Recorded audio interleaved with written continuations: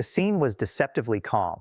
Sunlight over the White House rose garden, cameras rolling, and the President of the United States making a statement that had no precedent in modern diplomacy. He looked straight into the lens and demanded that a sovereign allied nation hand over effective control of its major ports. This was not about adjusting a tariff schedule or renegotiating a trade clause. This was a public, unscripted demand that Canada surrender operational authority over Vancouver, Montreal, Halifax, and Prince Rupert.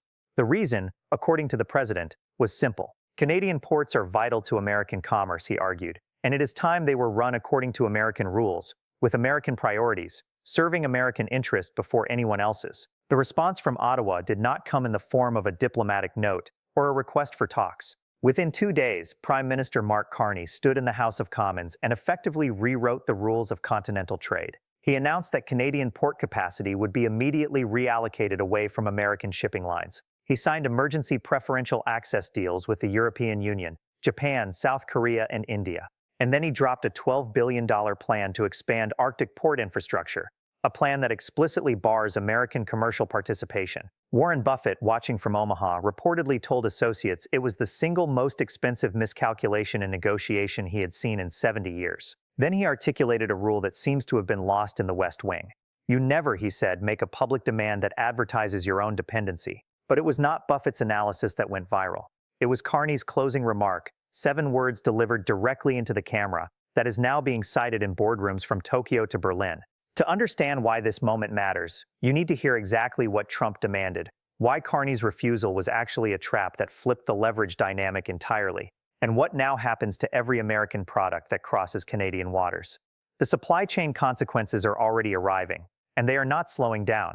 The demand came without provocation. The President looked into the camera and said that Canada possesses some of the most strategically important ports in North America, and yet they are not being operated in a way that benefits the United States. He complained that billions of dollars in American goods transit those facilities without any U.S. oversight. No priority access, no meaningful say in how they are run. That, he declared, is about to change. He demanded that the United States be granted operational oversight of key Canadian ports, including Vancouver, Montreal, Halifax, and Prince Rupert. He insisted that American commercial vessels receive priority access and priority processing at all of them. The language was extraordinary. He spoke as if Canadian ports existed primarily to serve American commerce, as if their purpose was to prioritize a foreign nation's logistics. Behind closed doors, the pressure was even more detailed. The U.S. Trade Representative delivered a 37-page memorandum to the Canadian ambassador outlining American inspection authority at Canadian terminals, American veto power over port scheduling, American priority queuing for commercial ships, and a requirement that Canadian port authorities submit operational plans to a joint committee with an American-appointed chair. One Canadian trade official who reviewed the document told colleagues that it read less like a trade proposal and more like a colonial administration manual. This, he said, is the governance structure of a territory, not a partnership between sovereign nations. The White House also signaled through intermediaries that the demand was non-negotiable. Failure to comply, they warned, would trigger a complete restructuring of the bilateral relationship, a phrase that trade analysts immediately understood as a threat of comprehensive sanctions. Then Carney responded, and his response was not simply a refusal.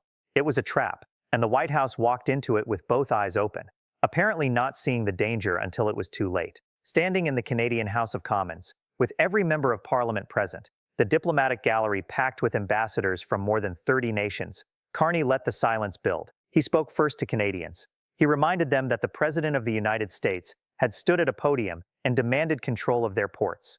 Not American ports, their ports. The ports built by their grandparents, maintained by their tax dollars, operated every day by their workers, sitting on their land, in their waters, under their flag. He noted that the demand had been made the way someone demands something they believe they are entitled to.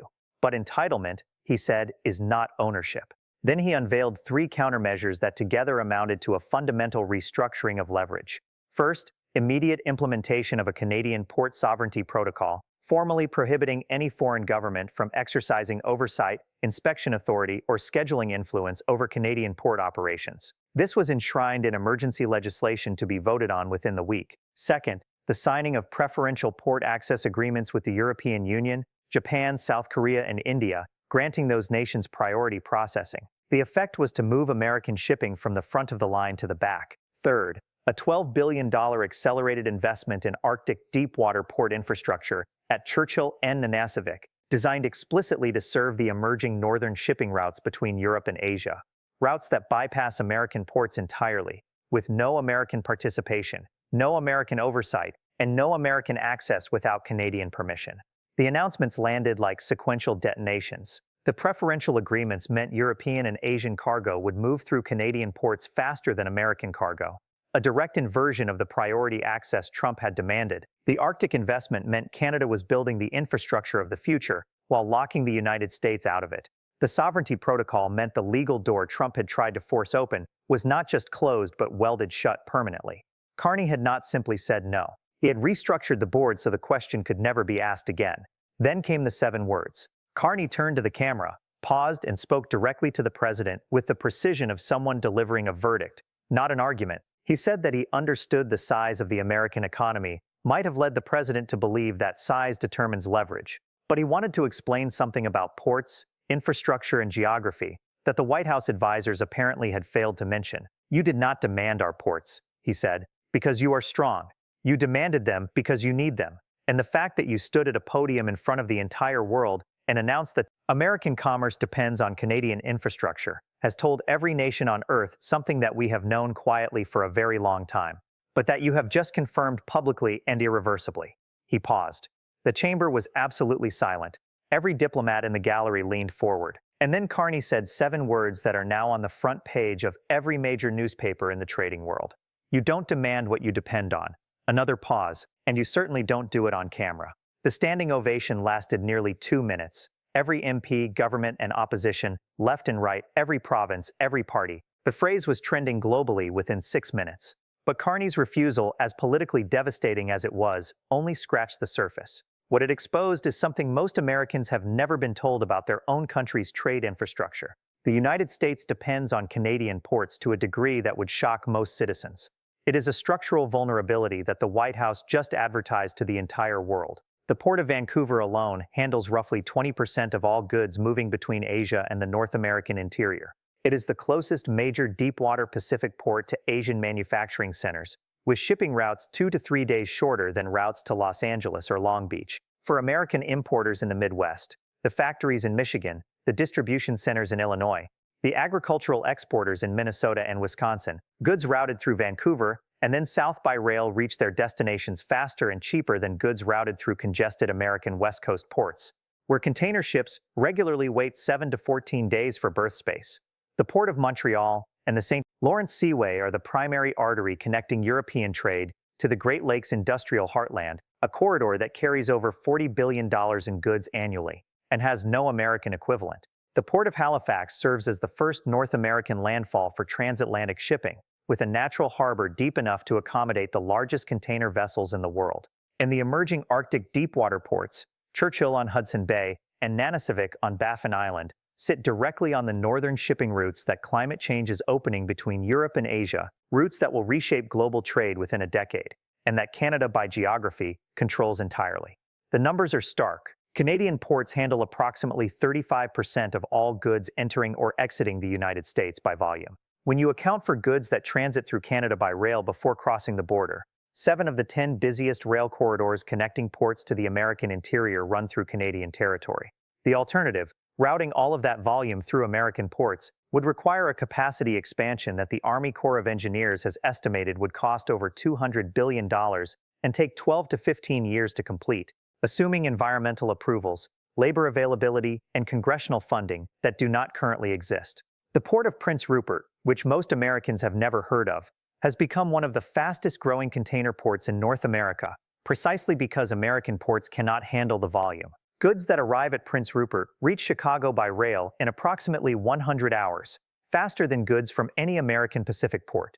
This is not a trade preference. This is physics. This is geography. And geography does not negotiate. And this is where the story shifts from a trade dispute into something fundamentally different. Demanding tariff adjustments is aggressive trade policy, but it is still trade policy. Demanding operational control of another sovereign nation's port infrastructure is not trade policy. Throughout history, when powerful nations have demanded control of weaker nations' ports, the word for it has been consistent: imperialism. When Britain demanded control of Hong Kong's port, that was imperialism. When the United States demanded control of the Panama Canal Zone, that was imperialism. When European powers demanded treaty ports in China, that was imperialism. One Harvard professor of international law put it with precision. There is no framework in international law, none in any treaty, any convention, any bilateral agreement, that permits one sovereign nation to demand operational control of another sovereign nation's domestic infrastructure. This demand is not unprecedented because it is aggressive. It is unprecedented because it is colonial. The last time a Western democracy made this kind of demand of another Western democracy was never. A former Canadian ambassador to the United Nations said that what the president described is not an oversight framework. It is a protectorate arrangement. He is asking Canada to accept a governance structure over its own ports that is functionally identical to what colonial powers imposed on territories they considered subordinate. Within 72 hours, 41 nations issued formal statements affirming the principle that sovereign infrastructure is not subject to foreign demand. And here is the paradox the White House apparently never calculated.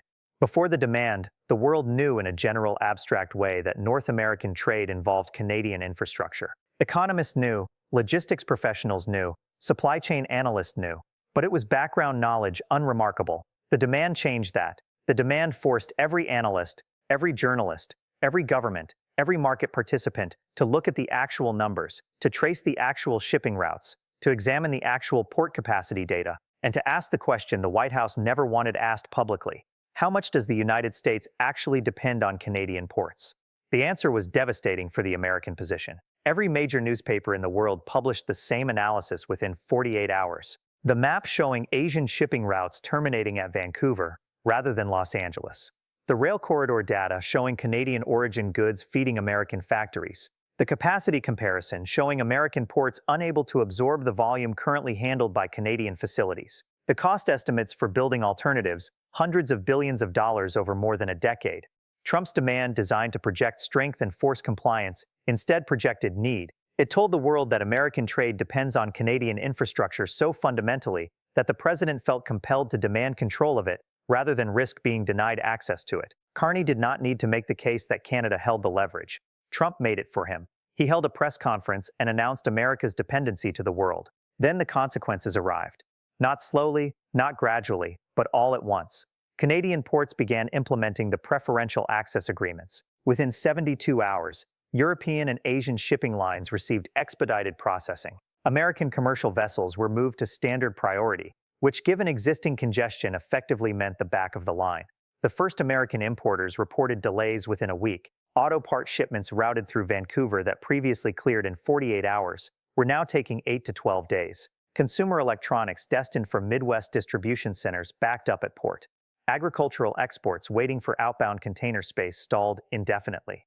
The National Association of Manufacturers calculated that rerouting goods currently transiting through Canadian ports to American alternatives would cost between $40 and $60 billion annually in additional logistics expenses, costs that would be passed directly to American consumers. One logistics executive at a Fortune 100 retailer said that the president had just told Canada to give up its ports.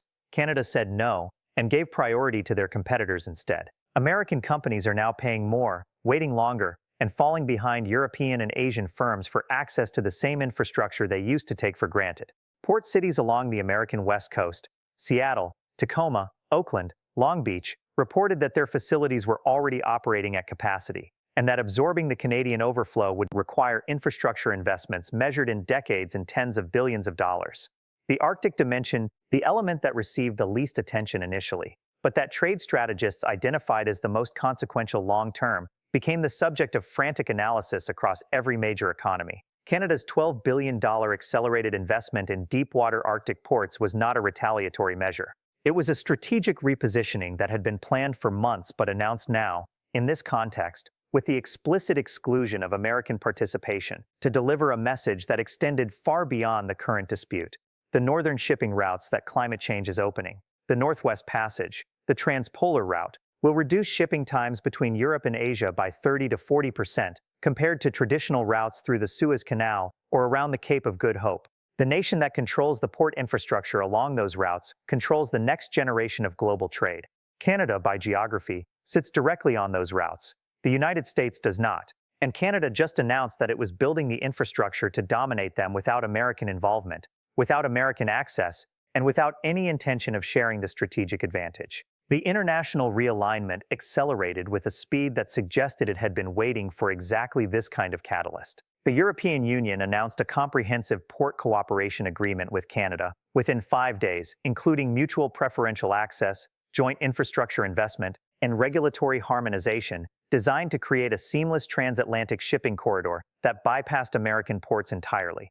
Japan signed a bilateral logistics partnership. South Korea committed $3 billion to joint Arctic port development. India formalized a trade corridor agreement that would route Indian Ocean commerce through Canadian Atlantic ports rather than American East Coast facilities. Each agreement individually was significant.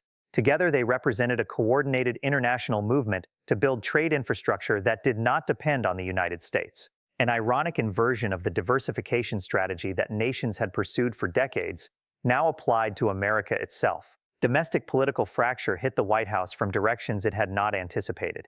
The governors of Washington and California, whose port economies depend on the overflow traffic that Canadian ports currently absorb, held a joint press conference demanding that the administration withdraw the demand immediately. The governor of Washington said that her state's ports are already at capacity. We depend on Canadian ports to handle the volume we cannot.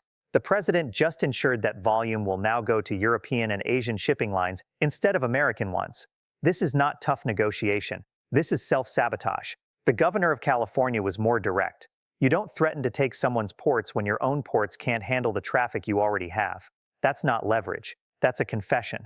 The CEO of the largest American shipping company said publicly that this demand had done more damage to American trade logistics in 1 week than a decade of Chinese competition. We need Canadian ports. The president just made sure they will be harder and more expensive to access for a generation. The American Chamber of Commerce issued its strongest statement against a presidential trade action in its history. Sovereign infrastructure is not subject to foreign demand. This principle protects American ports as much as it protects Canadian ones. The administration's demand undermines the very framework that safeguards our own assets. So here is where we stand. A public demand for operational control of Canadian port infrastructure, sovereign assets of an allied democracy built by Canadians, operated by Canadians, sitting on Canadian soil. A refusal that restructured the entire leverage dynamic of the continental trade relationship, redirecting port capacity to European and Asian partners, locking the United States out of Arctic infrastructure development, and enshrining port sovereignty in legislation that cannot be easily reversed. 41 nations issued formal condemnations. American importers are paying more and waiting longer. International trade agreements are being signed that route commerce around the United States. Warren Buffett explained why the demand itself was the catastrophe. Because the moment you publicly demand something you depend on, you announce your dependency to the world, and that announcement can never be taken back. Carney stood in the House of Commons, looked into the camera and said